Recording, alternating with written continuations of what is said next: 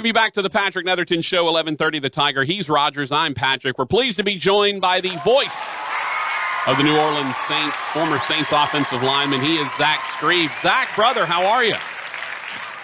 I'm doing well. My friend Hickory Smoke floating through. I might start calling you Hickory Smoke now from now on. That's and okay. Also, interesting side note, I actually snuck on stage at one of their performances at a Bacchus ball. Yeah. And was escorted away by security. Oh, it didn't come go on, well. man. It did not go well. Look, if you should have, I wish I'd have known. I'd have gotten you on there. Fred and I are actually friends. He's a great dude. He'd have let you come up there and drum, man. He would have let you have it. So I'm disappointed in the security here.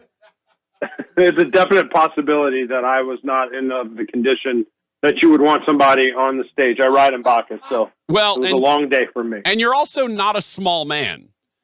So not good at sneaking around. Yeah, I'll tell you I mean, that. you're not going to sneak by security to start with, and then a man your size that is perhaps potentially slightly inebriated or worse.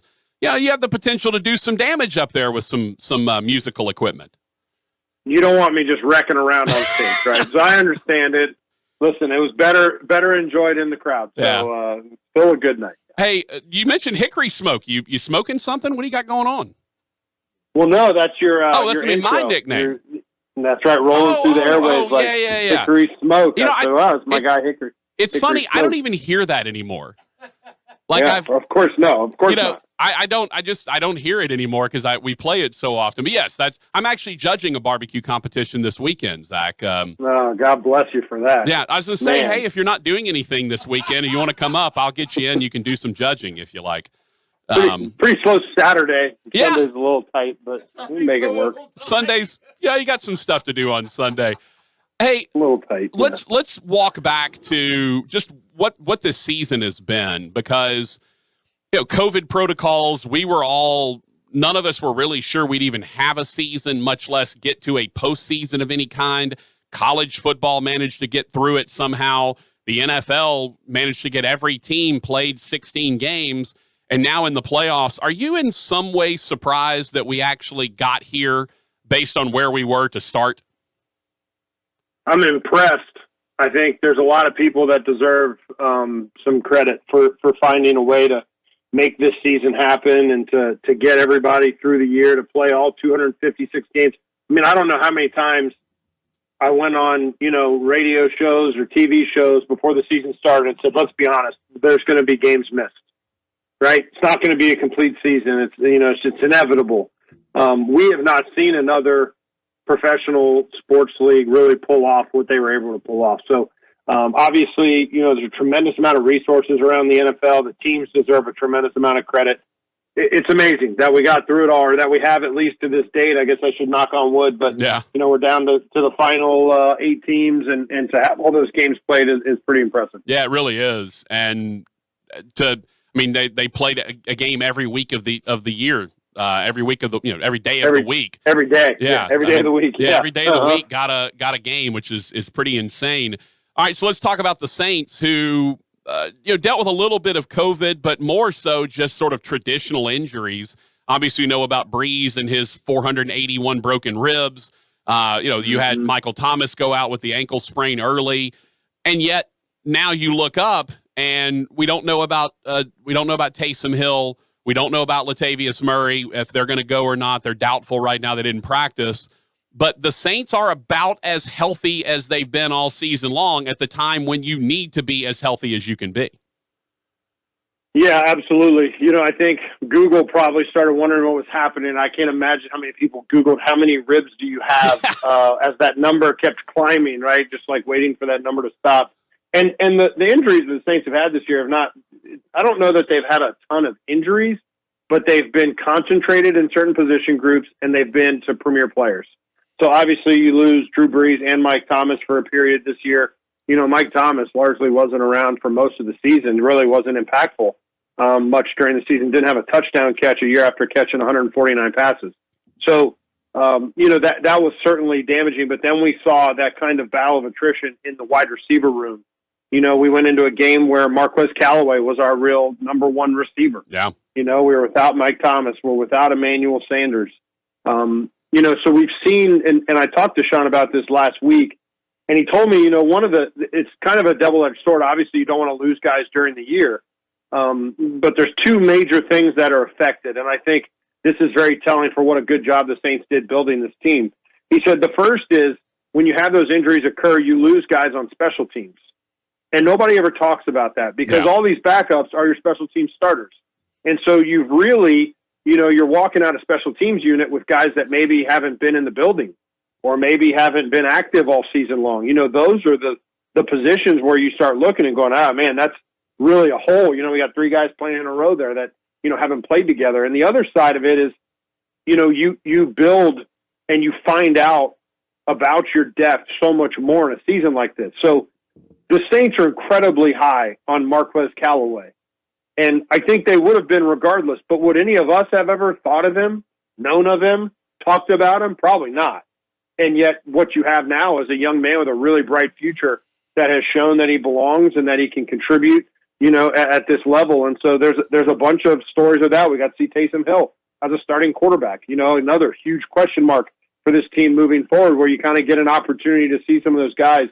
And ultimately they were able to win, a substantial amount of games in spite of all of those. So it really speaks to the depth they've been able to collect in New Orleans. And certainly as you go into the playoffs and you see yourself getting healthy all of a sudden, man, it's a huge mental boost to be like, man, we got everybody back, right? The gang's back together. We're ready to go. And I think that plays a big mental role going into these games. One of the things that we know is Drew Brees really appreciates receivers he can rely on, that he trusts, mm-hmm. right? He works with those guys, and if he knows, hey, I'm going to put the ball at this spot, and that receiver is going to be at that spot to make that catch.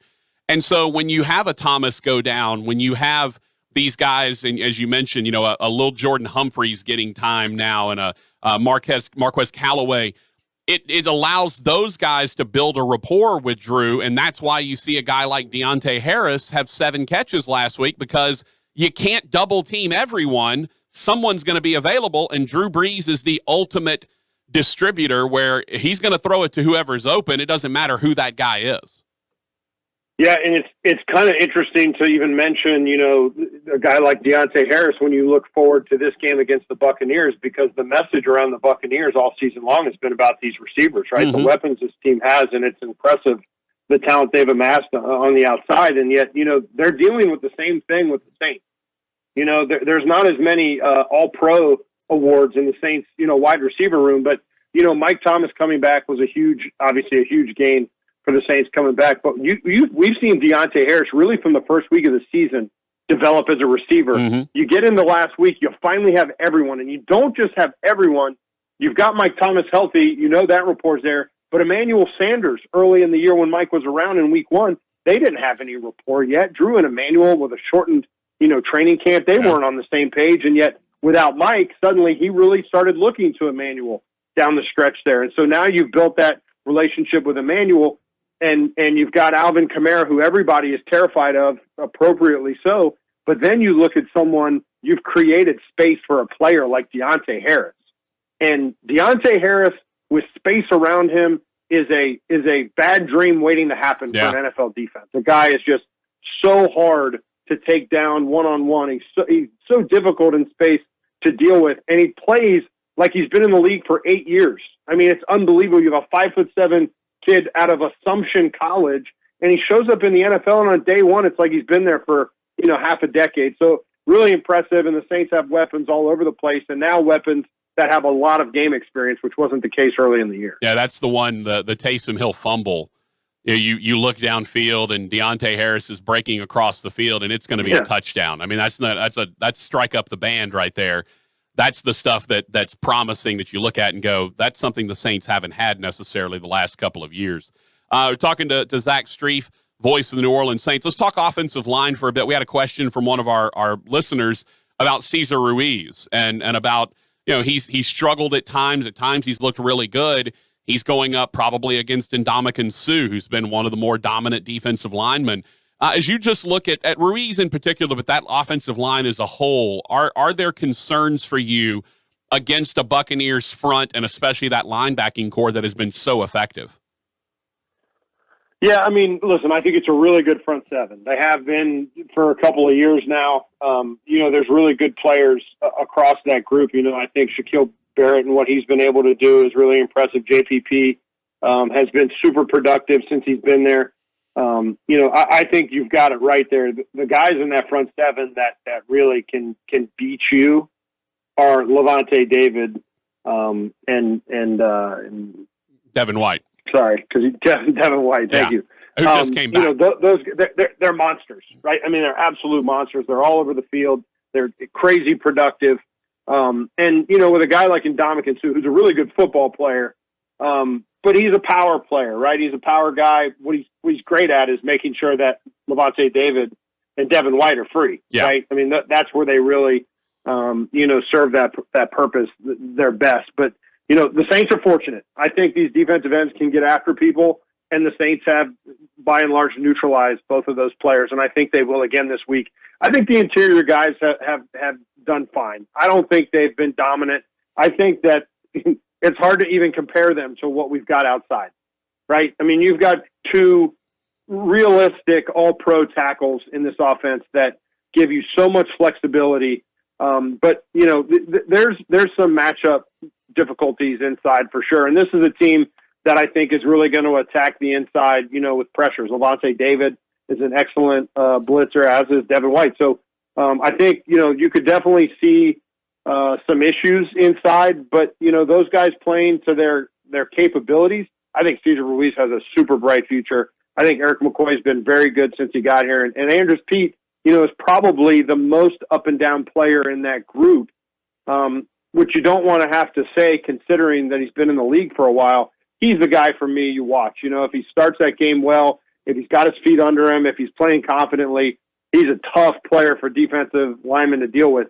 If he misses early, if you see him on the ground, a lot of times that can snowball for Andrus and cause problems as the game goes on. I mean, let's be honest. The Saints' offensive line hasn't been the same since 2017. We all know that. I mean, we all understand that. When a Zach Strief retires, the offensive line's not recovering for years and years after that. We all know this. It's very, very difficult to deal with the absence of a player as abundantly average as I was. It is very difficult. Listen, here's the good thing. I was going to retire in 2016 and there was no clear replacement there. And, I'm like, they wanted me to come back. Okay, I'll go back. And so there's a little bit of this, like, I don't want to leave Drew hanging. I don't want to leave the team hanging. I want to make sure there's somebody there. And so 5 minutes into training camp, I said, well, what am I doing here? He's way better than me, and he can't even take sets yet. And you can already tell Ryan's better than I am. So they're in very good hands. They feel very comfortable. I guarantee you Sean is very happy that he doesn't have to line receivers up next to his tackles anymore. He can do whatever he wants. It's like Star Wars out there. He's got receivers running all over the place. Nobody's worried about any pass rushes on the edges. So they're in very good hands at the tackle position. Peyton's over there on the sideline. Damn it, somebody chips for Strief again, please. Can we get a tight end in here to lay down a chip? Story of my life. We're talking to Zach Strief, the voice of the Saints. Defensively, this group has been so good. They were sort of penalty laden. It was funny how the LSU defense and the New Orleans Saints defense mirrored each other early in the year. A lot of guys running open in the secondary. LSU was a lot of communication issues. It seemed like there was maybe some of that with the Saints, but maybe just some physical breakdowns. But by and large, the Saints have corrected that. You don't see guys running wide open through the secondary anymore. This is a group that I said going into the playoffs, whatever the health of Drew Brees was, this is a group that can win you playoff games and potentially win you a Super Bowl. What has been to you the catalyst of this defense and has really made this group such a quality group, one of the best in the league? I think the biggest thing is that they don't have a weakness. And, when you prepare to play against a defense, any defense, this is universal, you say, what are we attacking, right? Hey, we've got, they're really good against the run, but we got some young corners out there. We're going to go after them. We're going to spread them out. We're going to put them in a bind, right? Or, hey, the secondary is solid. The pass rush is good. So we're going to, but these pass rushers are kind of light. We're going to run right at them. We're going to wear them down. We're going to run the ball. I mean, what are you doing, right? What are you picking if you're playing the Saints? You've got a group that has been together for a couple of years. They play in a system that is really multiple. You're not exactly sure going into the game what you're going to get. You got ball hawks at the second level. You've got guys all over the second level of this team that make you fear throwing balls into tight windows. You've got a pass rush that's very effective. You've got a playmaker at linebacker that can cover your tight end as easily as he can your running back. And so when you start looking at it, you're like, well, what do you attack? And I think what the Saints have done such a good job of, and this is a testament to Dennis Allen, is because of that, because they're not trying to compensate for any of their deficiencies, what he's really focused on is taking away what offenses do best. And that's really where I think they have excelled. They're forcing teams to beat them without their best, right? Whether it's a receiver or a running back or, hey, you can't let this guy stand in the pocket or you can't give up the big play. They've chosen, we're going to take away what you do best and we're going to make you beat us another way. And they're good enough to do that each and every week. And I think it's really allowed them to thrive defensively. And I think it all starts with that kind of void of man, they don't have any real weaknesses. You might be able to point at some things that are strengths, but I don't think you're looking at anything saying, they don't do that very well. Demario Davis has to be the most underrated player in the NFL. He just has to be. I don't know how that guy is not a Pro Bowler every single year. He's in my mind, I'm struggling to find a linebacker that I would put in his place. Yeah, well, we have two players that have been second-team All-Pros 2 years in a row and have not made a Pro Bowl in either one of those, which is pretty fascinating. Well, all-pros, Ryan Ramczyk the same way. Yeah, All-Pros are the list that most people go with anyway, more so than Pro Bowls. Sure, yeah. And listen, I think the thing about Demario that surprised all of us, and I think, most of us knew Demario, he's always been a thumper, he can run, but I don't think anybody had any comprehension of what a 3-down linebacker he was going to be, how good he is in coverage. And again, it covered a void, it covered a weakness in the Saints defense the day he walked in the building, which is really hard to do. He's just a playmaker. He covers well down the field. He's a fantastic blitzer. I think he still has the number one pressure rate in the National Football League. When they bring him, he gets home. It's amazing. On top of all of that, man, he's an incredible leader. The guys rally behind him. He's a candidate for Man of the Year for the Saints this year. He's pretty much as complete a defensive player, or really a player in general, that you can have on your team. And at the end of the day, there weren't a lot of people beating his door down when the Saints signed him. And, as we kind of start talking about some of these guys up in the front office that are starting to get, other job opportunities, You look at Terry Fontenot, who's the front runner apparently for the Atlanta Falcons job. I texted him today. I said, don't lose my number when you get that job, right? Don't act like we don't know each other anymore. Cause I think Terry is going to get that job. That's Terry Fontenot's job, going out and finding those veterans that fit in, the system. And there weren't a lot of people knocking on Demario's door. And obviously he's been an absolute home run, as good of a free agent signing as the Saints have had since Drew Brees. Hey, two things for you before I let you go. First, I long ago, several years ago, revolutionized defensive football. I went up to our defensive coordinator at Northwestern State, Brad Laird, who's now the head coach. And I said, Coach, every time you talk to an OC, an offensive coordinator, they always tell us, we're just taking what the defense gives us. I said, why do you keep giving them stuff? And he looked at me and he said, Patrick, you have just revolutionized defensive football. He goes, I'm going to stop giving them things. I said, thank you, Coach. So if you want to pass that along to Dennis Allen, feel free. Well, listen, I'm sure that he appreciated that comment from you, right? I'm sure he appreciated that you acknowledged he was giving people a free pass. You want to know why defenses give people things? Because they know they can't stop it anyway. So we might as well try to minimize the damage. I think that speaks very, very much to why the Saints are so tough. They don't give anything. Everything's hard. Everything is tough. Everything's contested. And, man, that is hard for NFL teams to consistently drive the ball all the way down the field, where every single play is hard to make. And I've played defenses like that. I'm glad I'm not playing our defense, because that's exactly how they play football. All right, final thing. Brees, Brady 3, Cocoon returns. Tell me about this matchup. How excited are you to see it? Do you get nerves still when you go into a game like this? What's this matchup like for you? One, yes, I absolutely get anxiety. I think I learned fairly early. I was lucky, we had huge games early in my career. The first, NFC championship game I ever called was the Nola no call. Right. Man, I gotta get that right. People are going to listen to that for the next 40 years, unfortunately. So all these big games, you certainly feel a little bit of pressure, but I think with this one in particular, and I'm trying, unfortunately everybody's seen me, get emotional about Drew and kind of what his career, meant to me. Yeah. But I think it's almost a time to reflect a little bit. Like, don't take for granted that you're watching those two play against each other. It's not going to happen a bunch more. Right. I don't know if it's the last time. I just don't, right? I wish I did one way or another. I don't.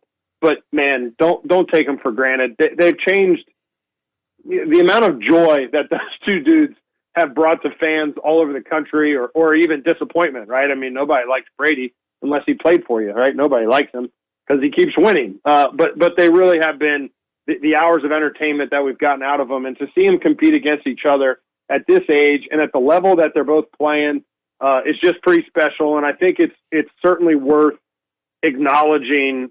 Man, it's kind of a really cool thing to get to watch, right? It's the kind of game that you go, well, I saw the last, Brees Brady, or I saw, the two of these guys in the playoffs for the first time, and it was epic. And, I hope it's that kind of game, just for my own nostalgia, for me telling my kids down the road that, Daddy was there and Daddy got to call those two. And so it's pretty cool. I hope everybody realizes, it's a pretty unique opportunity just to see him play, but it's going to be such a really unique opportunity. We'll be the first fans in history to beat him 3 times in a season. So we can all, take that with us and tell that story. Well, feel free if you want on the broadcast to use Brees Brady 3 Cocoon, the return, because that's what I'm calling it, and I love it. Look, it's going to be a lot of fun. We obviously look forward to tuning in and catching you and Deuce. It's been a blast all year, as always. Look forward to catching up with you soon, brother. Have a great call. Sounds good, bud. Thanks for having me on. We'll talk to you soon. All right, Zach Strief, voice of the New Orleans Saints.